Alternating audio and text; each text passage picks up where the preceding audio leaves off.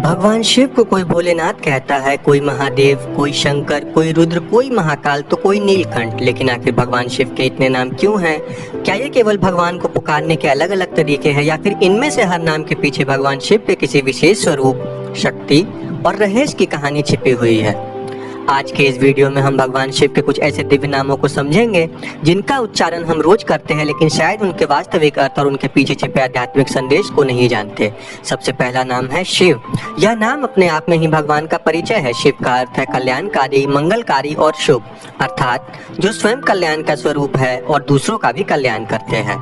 महादेव, देवों के भी देव।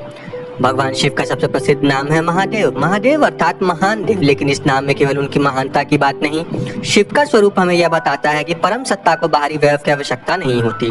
न राजमहल, न स्वर्ण सिंहासन, न भव्य वस्त्र, बस कैलाश जटाएं, भस्म और नाग और ध्यान। फिर भी उन्हें कहा गया है महादेव, शंकर, कल्याण करने वाले। शिव का एक अत्यंत सुंदर नाम है शंकर। शम का संबंध कल्याण और मंगल से तथा कर करने से जोड़ा जाता है, अर्थात जो कल्याण करे वो शंकर। इस नाम में भगवान शिव का अत्यंत करुणामय स्वरूप दिखाई देता है। शिव केवल तपस्वी नहीं है, वे भक्तों के लिए आश्रय है। इसलिए शिव की आराधना में एक विशेष भाव होता है, हे शंकर, हमारे जीवन में भी कल्याण का मार्ग खोलिए। शंभु, आनंद और कल्याण के स्रोत। भगवान शिव का नाम है शंभु। शंभु को ऐसे स्वरूप के रूप में समझा जाता है जो सुख, शांति और कल्याण का स्रोत है। यह नाम हमें एक बहुत गहरी बात सिखाता है। सच्चा सुख की बाहर की वस्तुओं से नहीं बल्कि मन की शांति से आता है, और शिव का ध्यान इसी आंतरिक शांति की ओर ले जाने वाला प्रतीक माना जाता है। भोलेनाथ, इतने भोले क्यों? अब आते हैं उस नाम पर जो शायद सबसे ज्यादा अधिक प्रेम से लिया जाता है, भोलेनाथ। कहा जाता है कि भगवान शिव का बहुत जल्दी प्रसन्न हो जाते हैं, इसलिए उन्हें आशुतोष भी कहा जाता है, अर्थात शीघ्र प्रसन्न होने वाले। शिव की पूजा में दिखावे की आवश्यकता नहीं मानी जाती। बेलपत्र हो, जल हो, सच्ची श्रद्धा हो पर्याप्त मानी जाती है।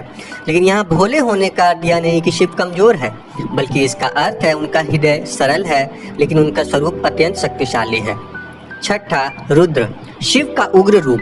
अब भगवान शिव के एक बिल्कुल अलग नाम पर आते हैं, रुद्र। रुद्र नाम शिव के उग्र और परिवर्तनकारी स्वरूप से जुड़ा है। रुद्र वह शक्ति है वो जो धर्म, अज्ञान और अहंकार को समाप्त करती है। इसलिए शिव का तीसरा नेत्र केवल क्रोध का प्रतीक नहीं, वह ज्ञान और सत्य की अग्नि का भी प्रतीक है। जब शिव का तीसरा नेत्र खुलता है तो सबसे पहले नष्ट होता है अहंकार। त्रिलोचन और त्रयंबक, तीन नेत्रों वाले भगवान शिव को त्रिलोचन और त्रयंबक भी कहा जाता है। नीलकंठ, उन्होंने विष अपने कंठ में रोक लिया। भगवान शिव का सबसे महत्वपूर्ण भावपूर्ण नाम है नीलकंठ, अर्थात नकारात्मकता को स्वीकार करने से भी उनके पूरे व्यक्तित्व का हिस्सा मत बनने दो। यही नीलकंठ का एक सुंदर आध्यात्मिक संदेश माना जाता है। 9वां नाम है चंद्रशेखर, सिर पर चंद्रमा।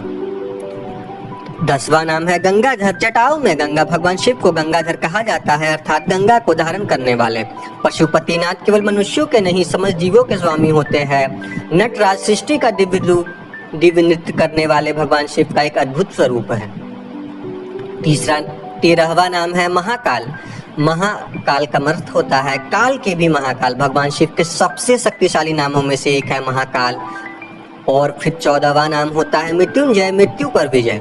भगवान शिव का नाम मृत्युंजय अर्थात मृत्यु पर विजय प्राप्त करने वाला। 15वां नाम है दक्षिणामूर्ति, मौन रहने वाले गुरु। शिव का एक अत्यंत गहरा स्वरूप है दक्षिणामूर्ति, यह शिव का गुरु स्वरूप है। 16वां नाम है आदि योगी यानी प्रथम योगी। 17वां नाम है कैलाशपति, कैलाश के स्वामी। 18वां नाम है हर, जो सब कुछ हर लेते हैं। और इसी के साथ हम हर हर महादेव का उद्घोष केवल जयकारा नहीं बल्कि गहरे भाव के साथ करते हैं कि हे महादेव, हमारे भीतर के अज्ञान और अहंकार को हर लीजिए।